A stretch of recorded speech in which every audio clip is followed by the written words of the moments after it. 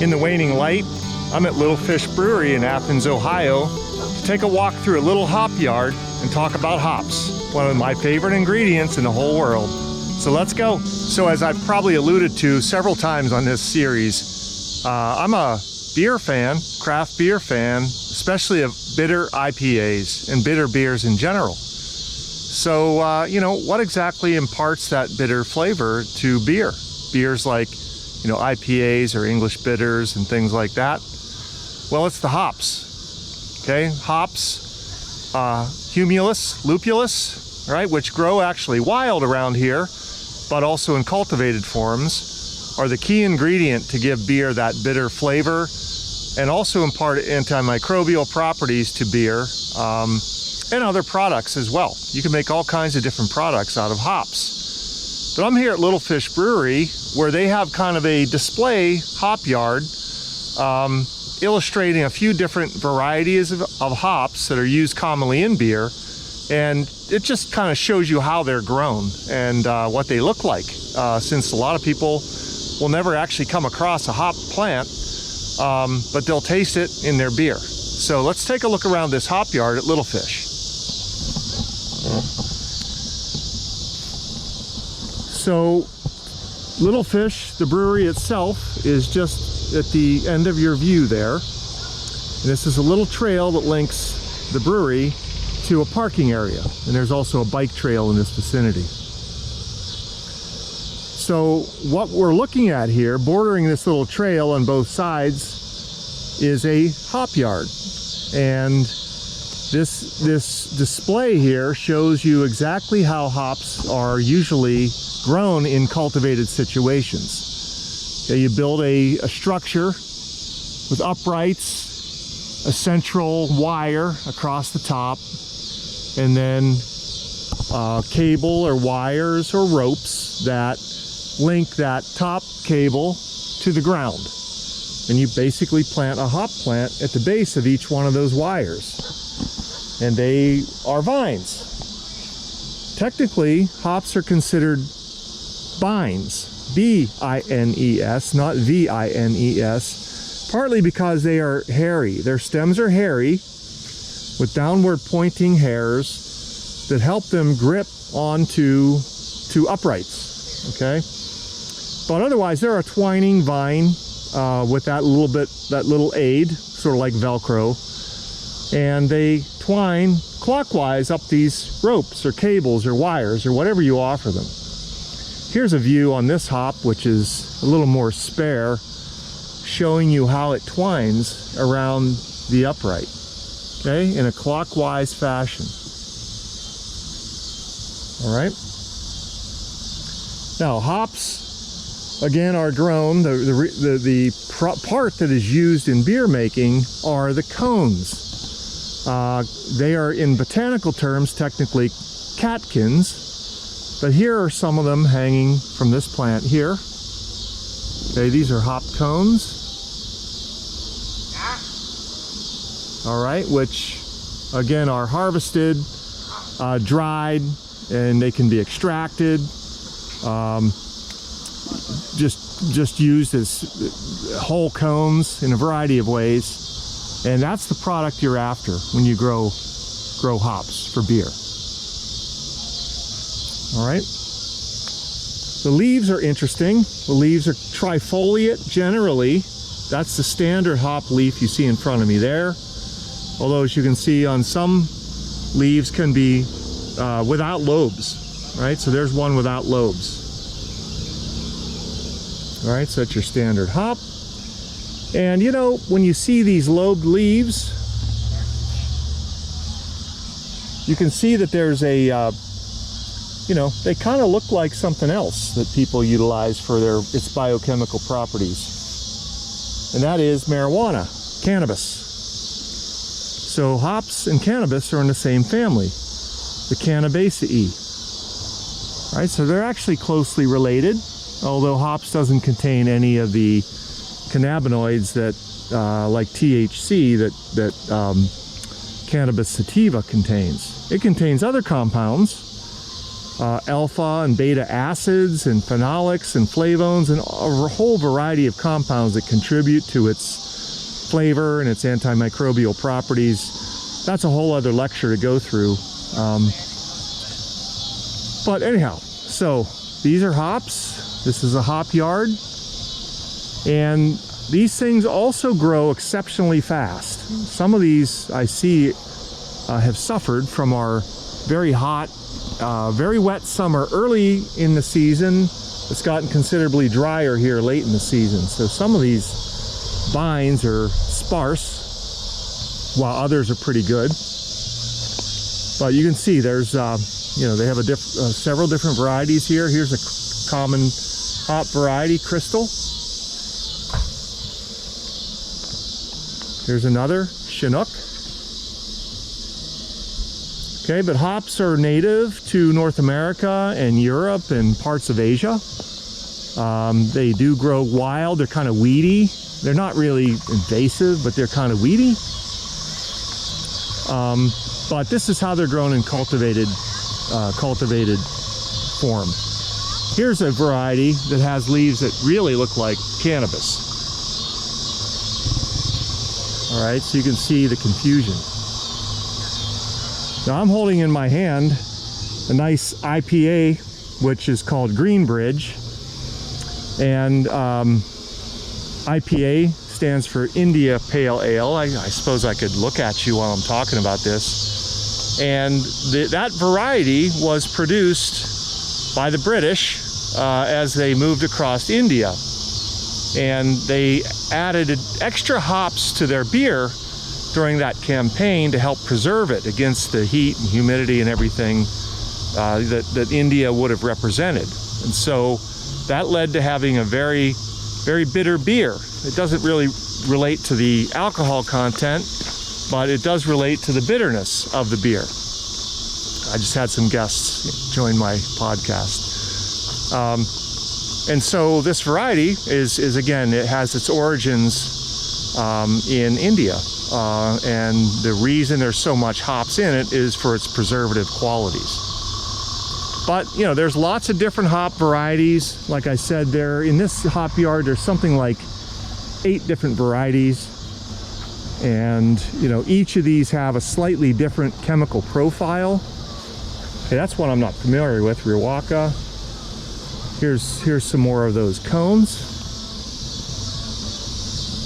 Okay.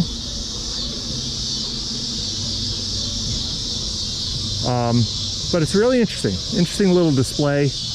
Really enjoy this spot, and it makes for a nice, you know, little entrance to the brewery.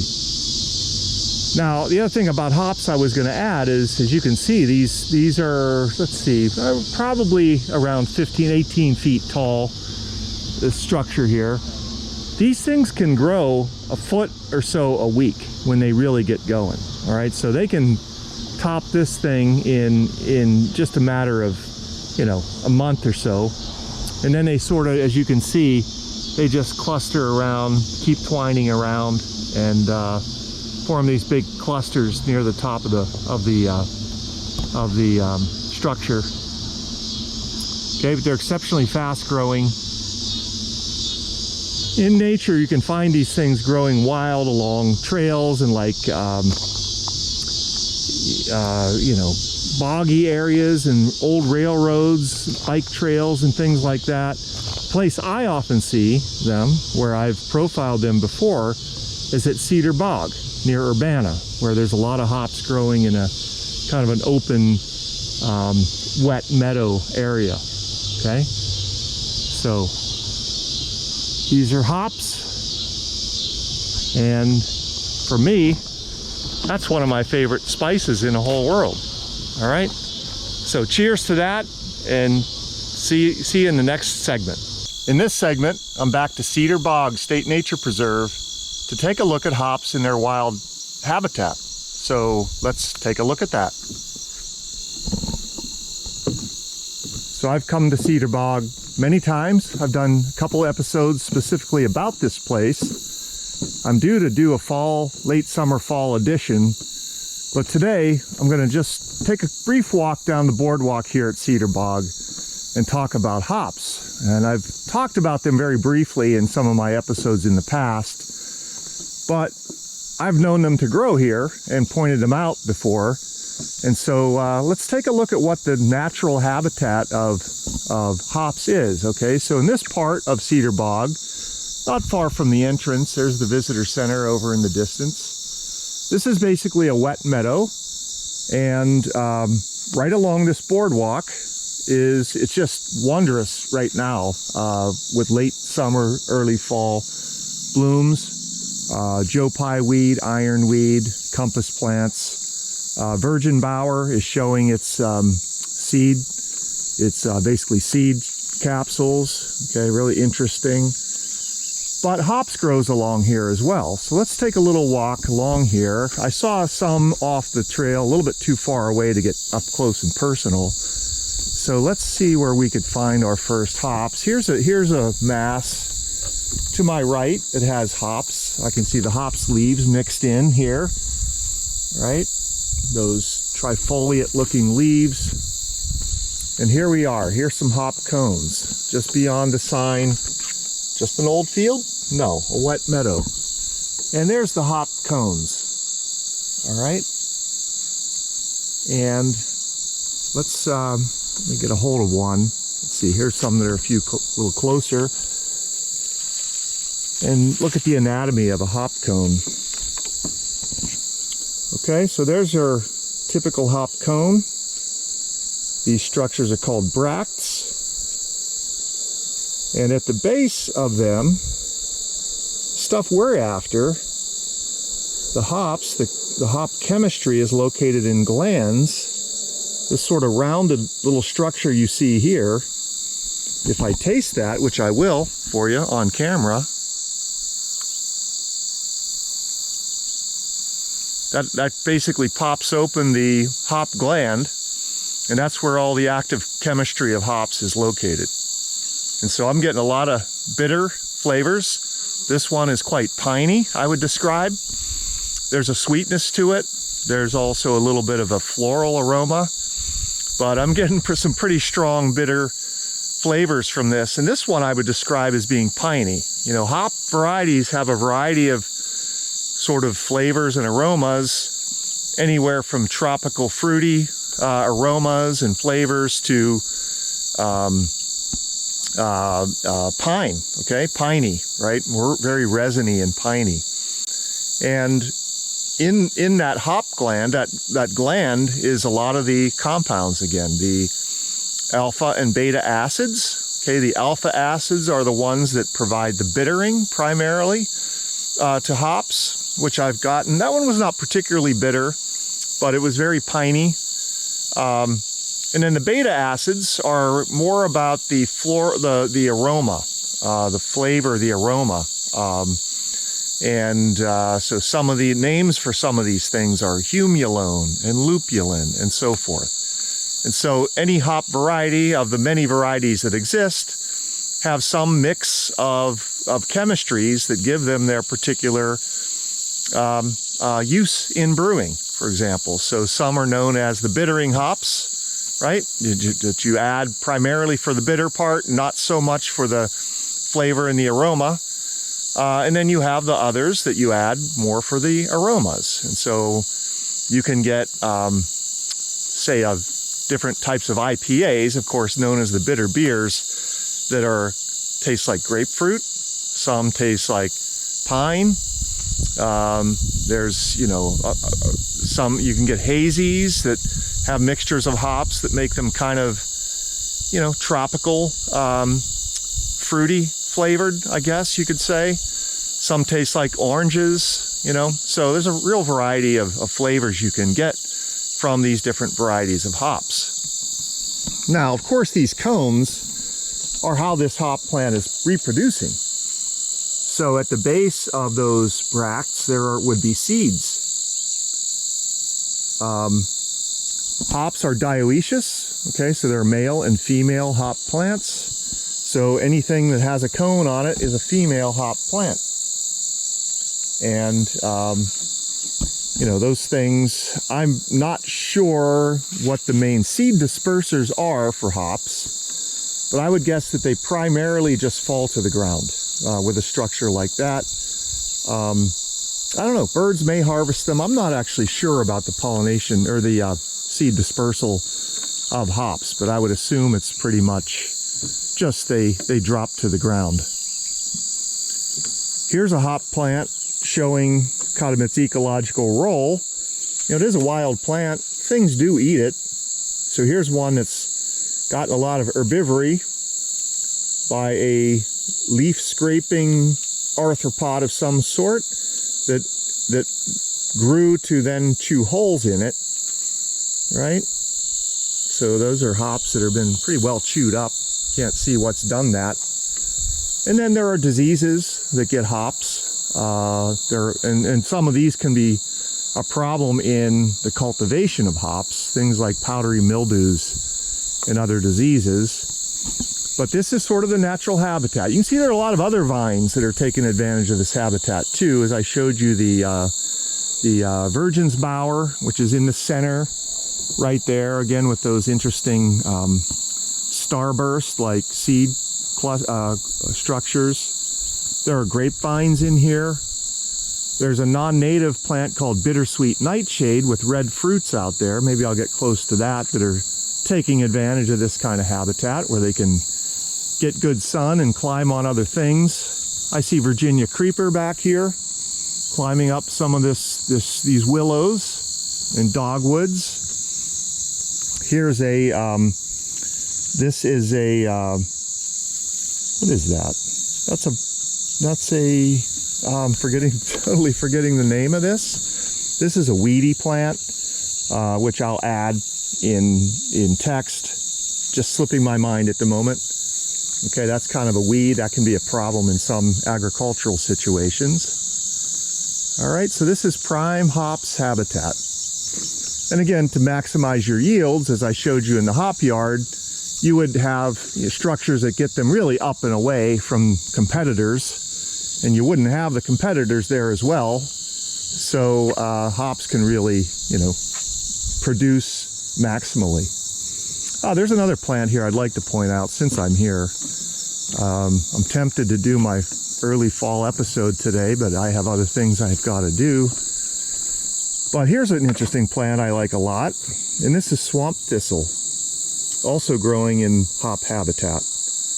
All right, a nice late season bloomer. You can tell swamp thistle because this base of the flower here is sticky if you feel it. All right, so that has that's one of the characteristics of swamp thistle. Very finely divided leaves. Okay, you find it growing in wet meadows and fens, things like that. Lots of places I've visited on this series. So let's go try to find a few more hop plants, see what else we could talk about, see what else we see while we're here. Lots of late summer blooms, which I'll save for my episode. Well, there's some non-native stuff in here that gets kind of viney, like multiflora rose. But here's some more hops, okay, up and away. That's one that has a pretty deeply lobed leaf. You see some variation in those leaves from pretty much complete entire leaves to deeply lobed, and those lobes can range in number. So these are all mostly tri-lobed, but you can see hop plants that have basically kind of 5 lobes to their leaves. And here's a nice shot of the virgin's bower, clematis.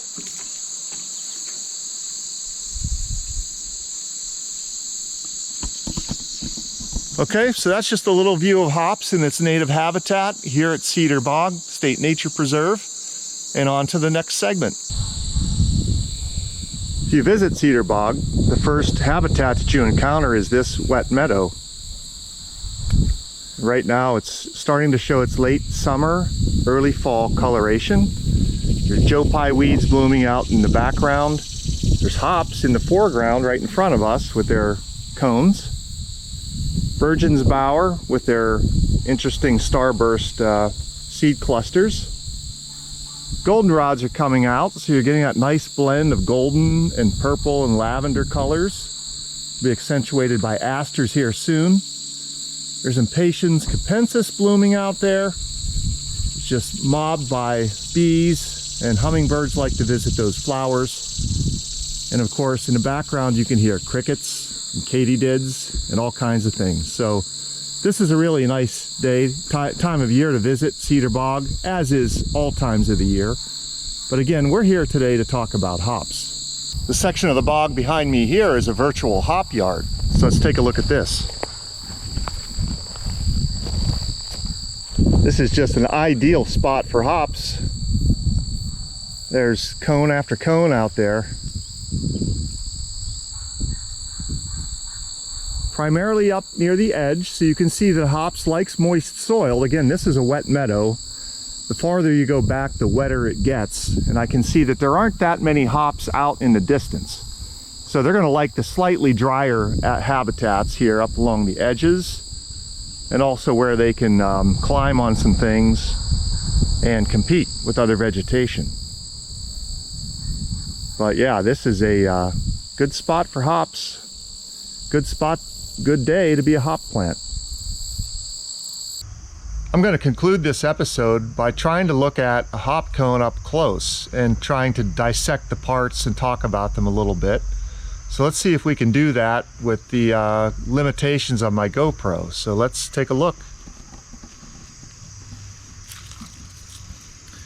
So here's a hop cones that I collected from a wild growing hop. Now most of the hops we saw at Cedar Bog were the cones were a lot smaller than this. And again, that's just a function of those were wild plants competing with other plants, and they don't grow as large as they would in a commercial setting. So this hop cone here is a little bit more near what commercial hops would look like, okay, the size in particular. And so if you take a look at the hop cone, which again is a, this is the reproductive structure of the hop plant. It's technically called a catkin, is the botanical term for this kind of structure. You have these sort of petal-like structures. They're called bracts. Okay, and inside those bracts there are bracteoles. They're smaller, similar looking structures as the bracts, but you have multiple bracts that make up the scales of the cone, if you will. Okay, and then if you dig into the inside of the cones, hopefully right in the center there, you can see two things. The base of these bracts are where the good chemistry comes from. Okay, there are glands that produce the alpha and beta acids, along with a number of other essential oils that contribute to the flavor and aroma of hops, located at the base of these bracts. Now this is a reproductive structure, so there would be seeds in here as well. And these seeds don't appear to be mature yet. They're getting there. Okay, so there would be probably 4, 5, 6 seeds in a hop cone like this, located mostly in the bottom third of the cone. In the upper part, the base of the bracts do not have the seeds. Okay, now the structure where the bracts are attached is called a strig. Okay, that sort of zigzags its way up through that cone or down through that cone. Okay, so you have the bracts, the bracteoles, the seeds, the glands where the alpha acids and beta acids accumulate in crystalline form, and the strig that unites it all, keeps everything together. This whole thing, when you touch it, is a little bit sticky, so this is a little bit resinous. And again, hops can be used in a variety of ways. You can be used as green hops, not so different than what I have here, added to beer during the fermentation process, or they could be dried and added in that form. And again, different varieties of beer get their bitterness and their differences in bitterness by just simply how much hops is added to the wort. Okay, so a West Coast IPA, pretty standard, might have a pound or two per barrel, where a Northeast IPA has a lot more, maybe twice that.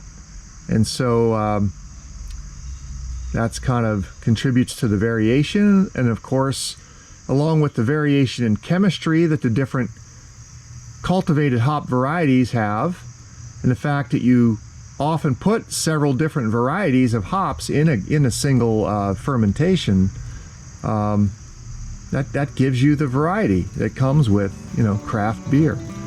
Okay, that's just a little bit about hops, and I hope you enjoyed this episode.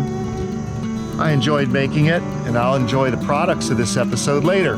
All right, so until next time, this is Don signing off. Bye-bye.